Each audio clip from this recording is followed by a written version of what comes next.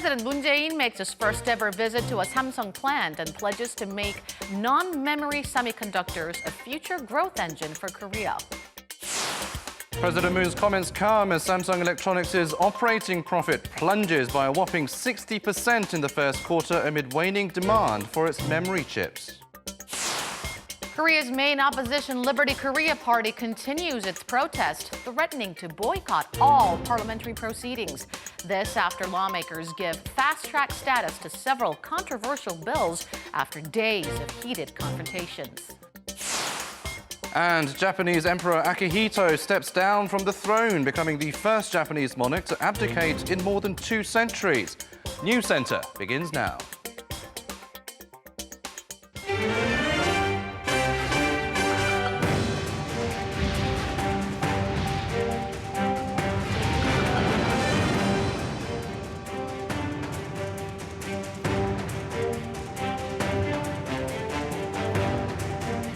Good evening and welcome to Arirang News Center, coming to you live from Seoul. I'm Arirang. And I'm Han-daeun. Thanks for tuning in. We begin with President Moon's rare visit to a Samsung plant. The president has emphasized his administration's push to foster growth in the non-memory chip sector, touting its great growth potential in the near future. His visit is seen as part of efforts to reduce the Korean economy's reliance on memory chip-led industries. Our presidential office correspondent Shin Se-min starts us off. President Moon Jae-in has big plans to boost the system semiconductor industry, that is, non-memory chips, to promote the sector as a future economic growth engine for the country. Speaking during a ceremony held at Samsung Electronics' Nano City campus in Hwasong for non-memory chip business, the president said he wants to make Korea a comprehensive semiconductor power. 우리의 목표는 분명합니다. 메모리 반도체 분야에서는 세계 1위를 유지하는 한편 2030년까지 시스템 반도체 파운드리 분야 세계 1위, 팹리스 분야 시장 점유율 10%를 달성해 종합 반도체 강국으로 도약하는 것입니다.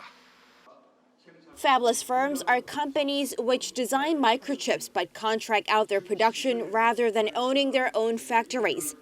And while outlining a strategic vision to ramp up the system semiconductor industry, the president stressed that the government will focus on investing in talent and technology by expanding research and development resources for the non-memory sector. Touting the immense growth potential by pointing out that system semiconductor market is 1.5 times larger than that of the regular memory chip market, President Moon promised full-fledged support. 성장 가능성도 무궁무진합니다. 앞으로 로봇, 바이오, 자동차 등 산업의 전 분야에 활용되면 2022년에는 300조 원 규모로 성장할 것입니다. The president's visit is seen as part of the administration's resolve to foster the country's future economic growth engines like biohealth and future automobiles in a bid to diversify business portfolios. Leading chip and smartphone makers Samsung Electronics released its dismal first quarter operating profits just hours before Moon's remarks, bolstering the president's call for a diversification of the nation's growth engines. Shin Se-min, Arirang News. Meanwhile, the Trade Ministry announced detailed plans on how to help grow the country's non-memory chips industry. After the president made his first visit to a Samsung plant in a symbolic gesture, the Trade Ministry also laid out detailed plans. Our Kim Hae-sung for this report.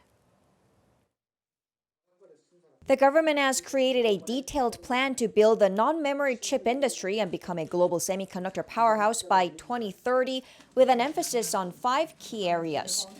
First, building a foundation to nurture so-called fabless firms, companies that design chips but do not have an assembly line. Korea currently accounts for 1.6% of the global fabless industry, an area that's dominated by U.S. firms like Qualcomm. The goal is to raise that market share to 10% by 2030. To create market demand for non-memory chips that are used to process data like AI, the government will work with the private sector on projects such as building the 5G communication system and driverless car road infrastructure and creating an $86 million fund to support fabless firms' R&D. Second, nurturing technology. The Trade Ministry and Science Ministry will invest around $860 million in original non-memory chips technology in the next 10 years. With a goal of training 17,000 experts in non-memory chips, several local universities will establish semiconductor departments and semiconductor design centers. To develop the foundry businesses that assemble the chips they design, the government will provide various tax benefits to get small and big firms to invest. Lastly, the Trade Ministry said it will help create an ecosystem through private-public sector cooperation so that Korean fabless firms and foundry firms can design and develop non-memory chips from start to finish. The government expects this plan will help Korea become number one in the foundry business and create 27,000 jobs by 2030. 김혜성, 아리랑 뉴스. Behind the government-level efforts to boost the non-memory chip industry in Korea is the sluggish performance of the nation's memory chip giants. And today, we saw the first quarter operating profits of Samsung Electronics plunge to the lowest level in 10 quarters. Our Ko Ryun-hee has the details. Samsung Electronics' operating profits during the January to March period marked an over 2-year low, mainly due to poor chip sales. The company revealed on Tuesday that the figure marked around $5.34 billion. This is down more than 60% on year and more than 40% on quarter. Sales also slumped by more than 10% during the same period, standing at around $45 billion. As for why, analysts point to weak memory chip earnings. Chip prices have been falling mainly due to oversupply and lower demand. The average price of DRAM chips fell more than 20% in the January to March period compared to the previous quarter. In addition, many IT companies have been postponing investment or clearing stocks as part of a wait-and-see approach for chip prices to go down even further. Because operating profits in the chip market account for around 2/3 of the South Korean tech giant's total profits, this directly affected Samsung's overall earnings. An economic expert pointed to the base effect for the change. For the last 2 years, the semiconductor industry has been experiencing a supercycle or a major boom. Now you're seeing normal levels, and this is leading to a drop in memory chip prices. So it seems like the profits have gone down drastically. Display panels suffered a loss for the first time since the first quarter of 2016. This was mainly due to lower prices of LCD panels and fewer shipments of OLED panels. Operating profits for Samsung's IT and mobile communications, including smartphones, marked a 50% increase compared to the previous quarter, thanks to the popularity of the Galaxy S10. Meanwhile, to help turn things around, Samsung announced last week they will venture into other sectors outside the memory field. The firm plans to invest around $114 billion in its system-on-chips business through 2030. It also plans to support fabless companies in Korea, which refers to firms that design and sell hardware and semiconductor chips, but outsource the fabrication of such products.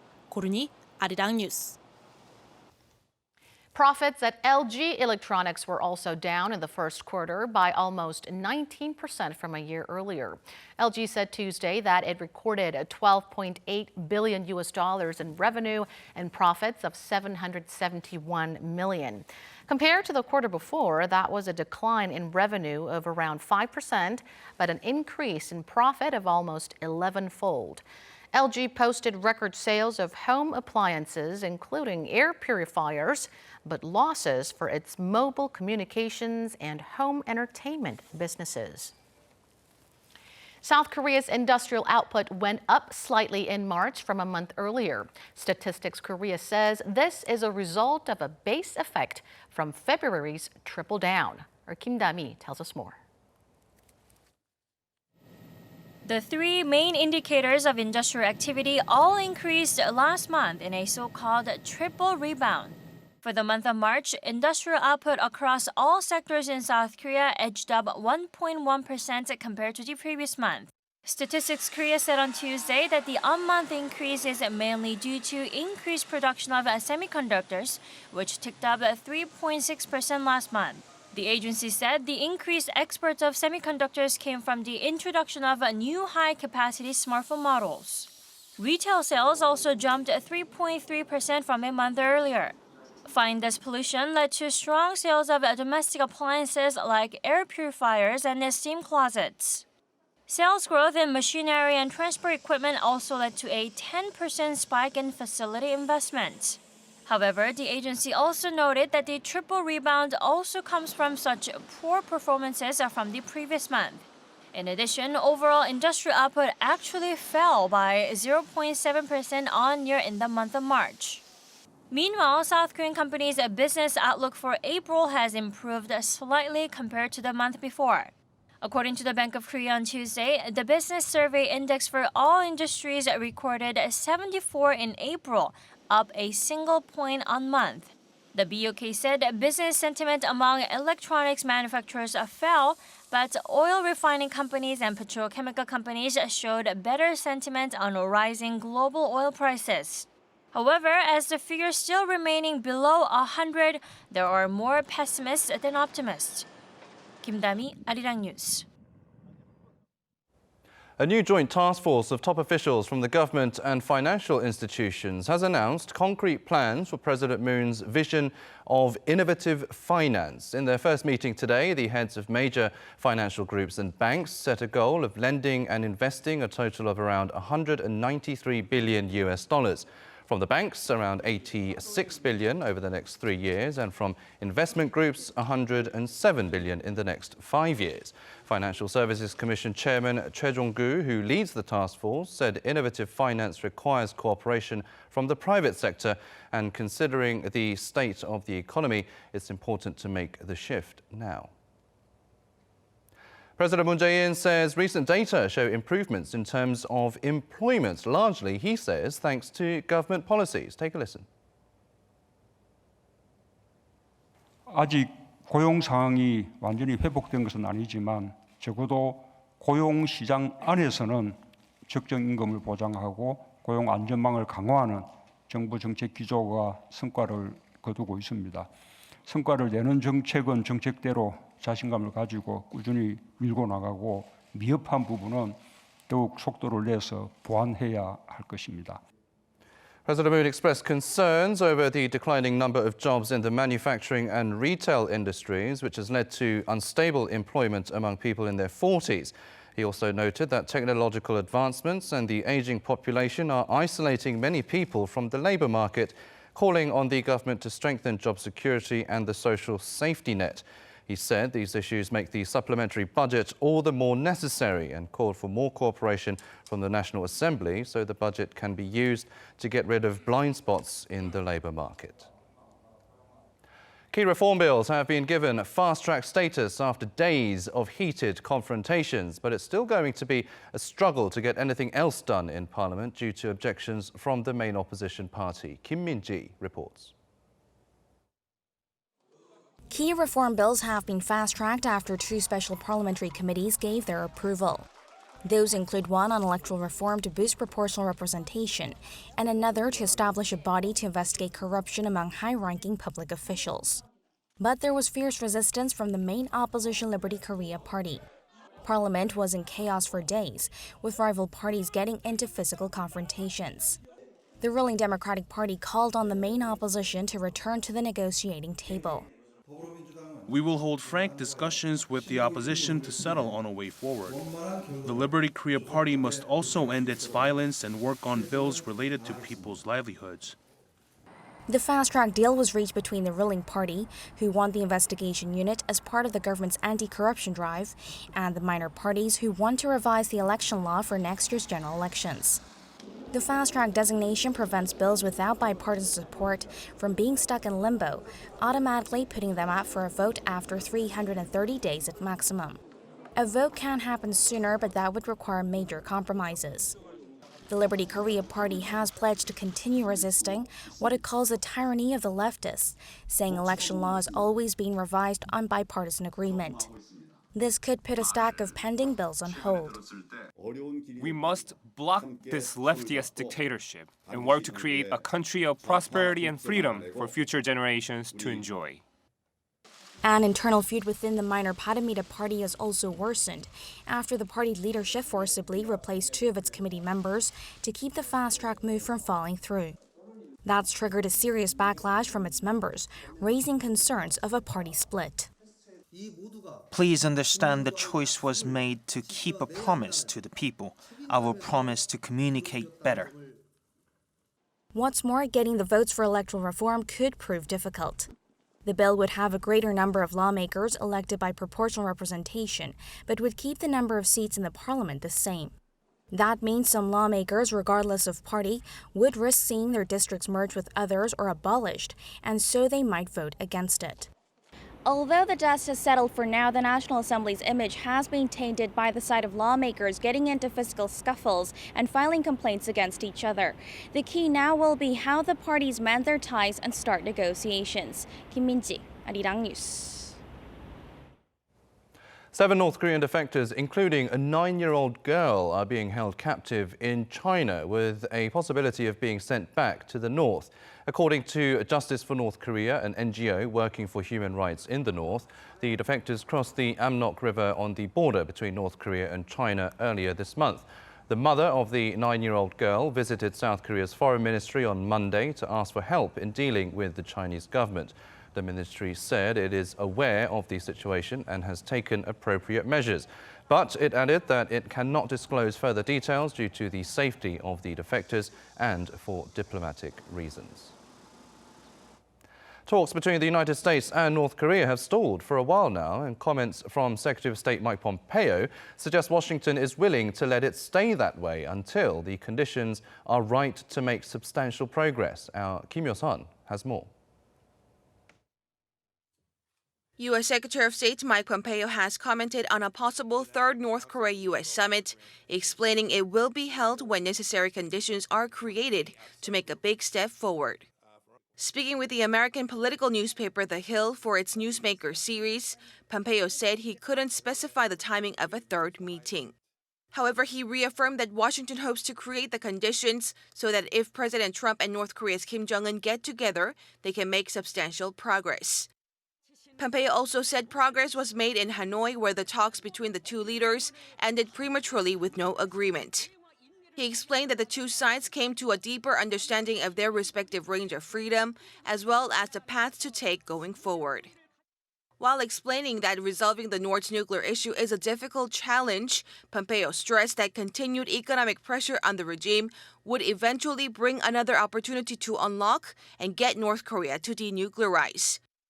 Stressing that Washington works closely with other countries, including Russia, China, Japan, and South Korea, Pompeo said the U.S. is making efforts to build a coalition to continue with the sanctions and try to resolve the North's nuclear issue.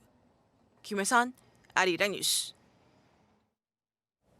Turning to other news now, and in a historic ceremony in Tokyo, Japanese Emperor Akihito has declared his abdication and delivered his last public address as emperor. His son, Crown Prince Naruhito, will ascend the throne on Wednesday, beginning a new era of Reiwa in Japan. Our Kim Mo-gyun has the details. A historic moment for Japan on Tuesday. Its 125th Emperor Akihito abdicates his throne, the first time that a living emperor has done so in 202 years. During his final speech to Japan, Akihito said that throughout the decades he spent in his position, he worked diligently to fulfill his role and thanked his countrymen for helping him throughout his journey. I sincerely thank the people who supported me in my role as the symbol of the state.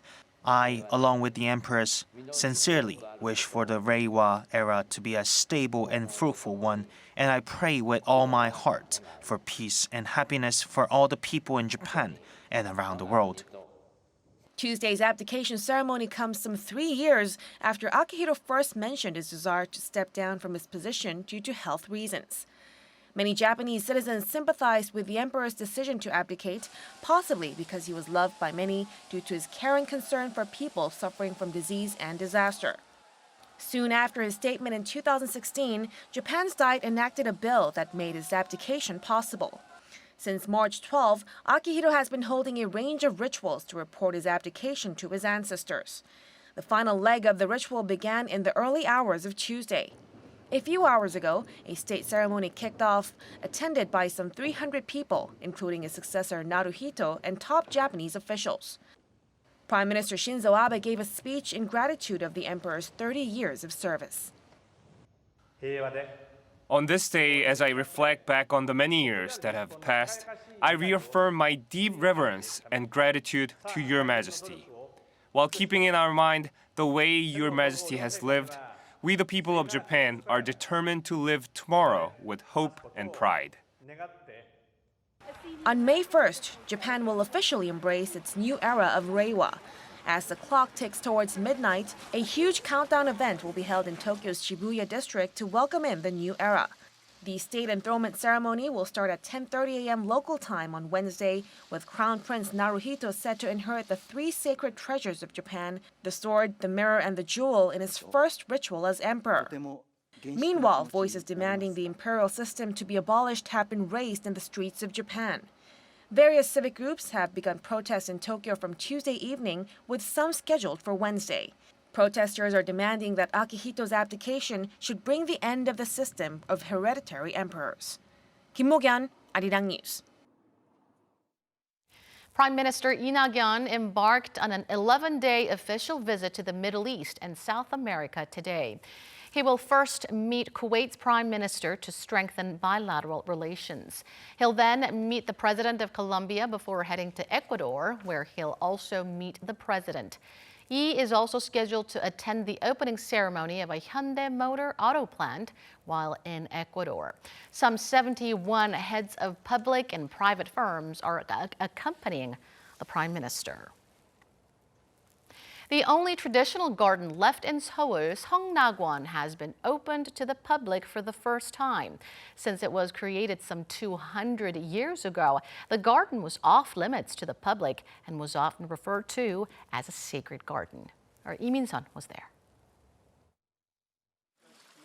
At the foot of Bukhansan Mountain in Seoul, a special garden awaits visitors after some 200 years of seclusion.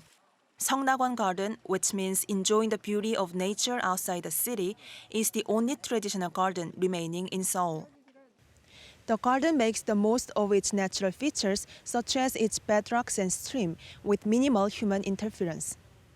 Each space divided by the topography incorporates both natural and man-made features. One such place located in the inner garden section is Yeongbyeokji, a natural pond with artificial features. Here, a rock is engraved with words by renowned calligraphist Kim Jung-hee from the Joseon dynasty.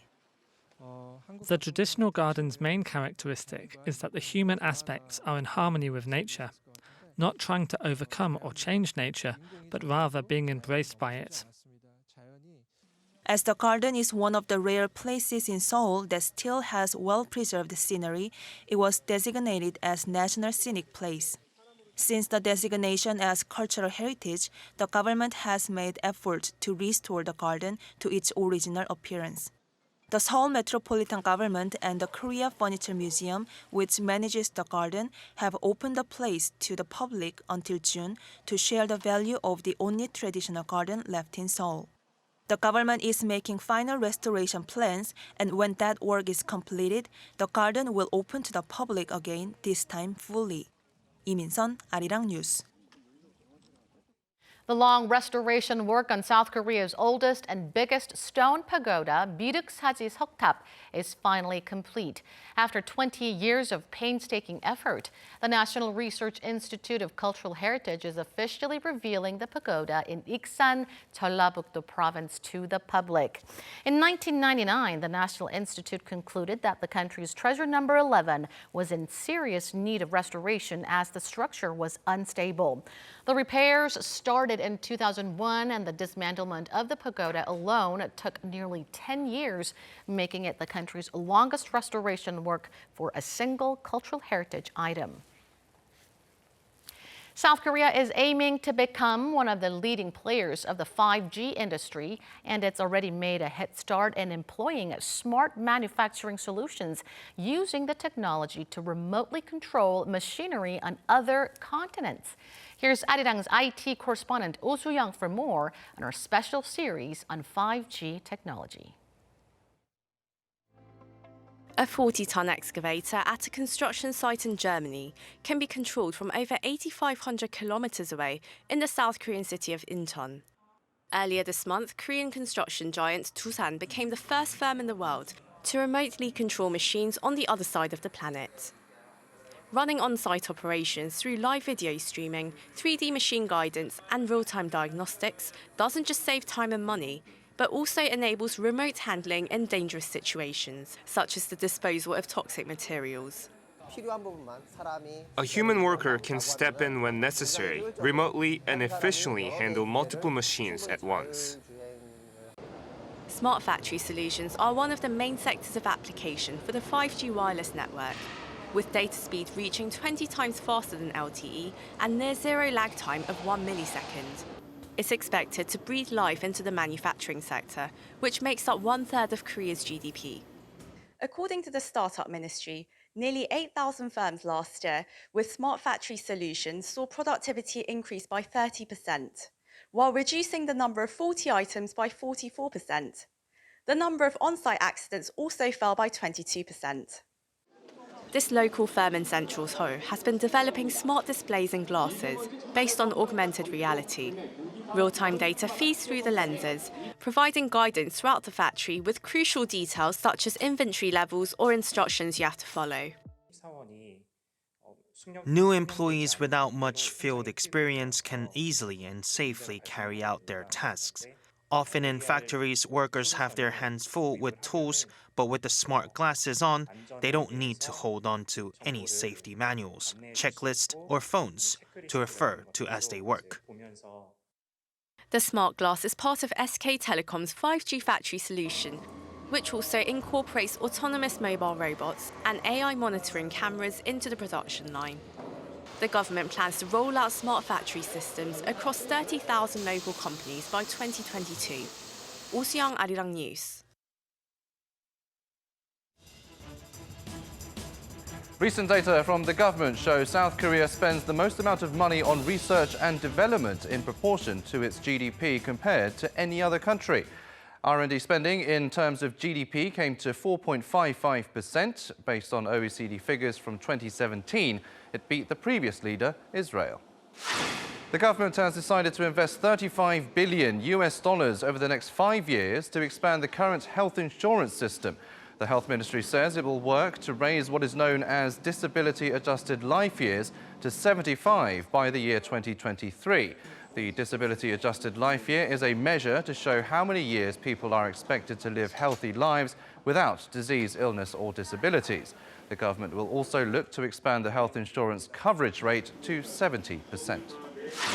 Buses in Seoul will get a slight upgrade to keep you from accidentally paying your fare twice. Starting next month, card readers will let you know you paid with a verbal message instead of just a single beep, and will also have guidance in English. If the card isn't tagged properly, the reader will show a red X and ask you to try again. The city says some customers have paid twice when they didn't realize that their card had worked and so tagged it again. Abnormal levels of low-density lipoprotein cholesterol, also known as the bad kind of cholesterol, can more than double the risk of heart attack and stroke. According to a study by Busan National University on nearly 70,000 patients with high cholesterol levels, the incidence of such disorders in those specifically with high LDL cholesterol was 24.3 per 100 person years. That is more than twice the figure for people with normal levels. People who have experienced heart attacks or strokes are advised to lower their LDL cholesterol to 70 milligrams per deciliter. That has been your 3-minute news flash.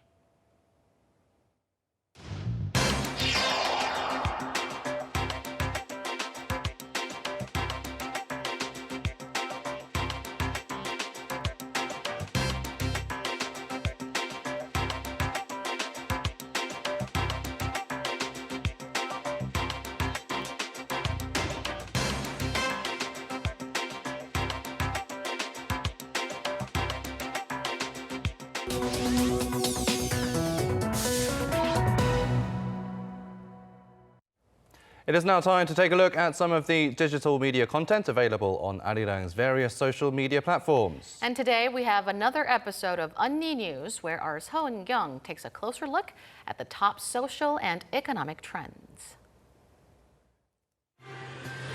Hello everyone, welcome back to Unni News. I am Gyung, a news reporter at Arirang TV. Here's today's Unni News. May is considered as a family month in Korea. It is meant to show love and respect to your family members. However, for some people, this month is a source of trouble because you're given so many choices when it comes to choosing a gift for your family members. In the past, genuine affection towards family members or spending quality time with them seems to be good enough. But with more and more people preferring tangible goods for practical purpose, May is frequently bombarded by gift promotions and advertisements. I also list up gift ideas for my nephews and parents, but still feel so lost. What do you have in your mind? These days, people see advertisements almost everywhere. But what about advertisement in the sky? A Russian startup company is proposing to create a giant billboard in the space by 2021. The company plans to use hundreds of small satellites to form a giant billboard that will orbit around the Earth. Each one to reflect the light from the sun and act like a giant pixel to allow advertisers to beam down a message to the Earth, and you can see advertisements almost anywhere on this planet. But not everyone is happy with this plan. Critics say this could cause too much light pollution or interfere with astronomical research on the ground. What is your opinion on this? Imagine working so late into the night and you can't buy groceries because all the stores are closed. But what if you need ingredients to make yourself breakfast next morning? What options do you have? Skipping a meal? Now you can order groceries as late as 11 p.m. or even midnight, and they will arrive at your front door before 7 a.m. on the very next day. And at this moment, I do need to confess that I also use this service almost every single day, and I can't imagine my life without this service. Thanks to people like me, the market size of the overnight delivery services has skyrocketed. Despite its convenience, adverse side effects have also been exposed. Disposable plastic bags are being overused, and delivery personnel facing tight schedules are more likely to get involved in accidents. It is important to provide consumer convenience, but we also need to pay more attention on environmental damage and worker safety. That's all for today, and we have another Unni coming in on Friday, so don't forget to like this video and subscribe to our channel. I'll see you around. Bye-bye!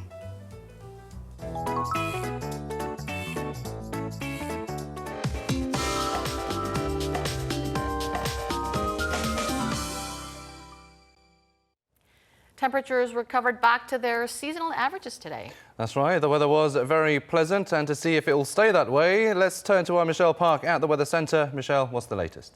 Good evening, guys. Wednesday afternoon will be as warm as today, with temperatures rising into the 20s. However, it's going to be overcast with occasional light rain for some inland areas in the afternoon. Now, the rain clouds will remain over in Tokyo tomorrow as well, while Beijing will be seeing high temperatures thanks to the sunny spells. Now, isolated rain showers will bring less than 5 millimeters, and it will concentrate on the central region and also the Gyeongsang-Buk-do province. Unstable conditions in the atmosphere means there's also possibility of thunder and hail. Now, let's have a look at our readings for tomorrow morning's commute. And the country's low will mostly range between 11 to 14 degrees Celsius. That's Seoul waking up to 11 degrees. Daily highs won't budge even with the rain. Seoul will top out to 22 degrees, while Daegu and Gyeongju climbs up to 24 degrees. After Wednesday's shower, the nation can look forward to clear skies until Monday. Now, the difference between the daily lows and the highs will be about 10 degrees, so make sure to dress accordingly. I'll leave you with the weather conditions around the world.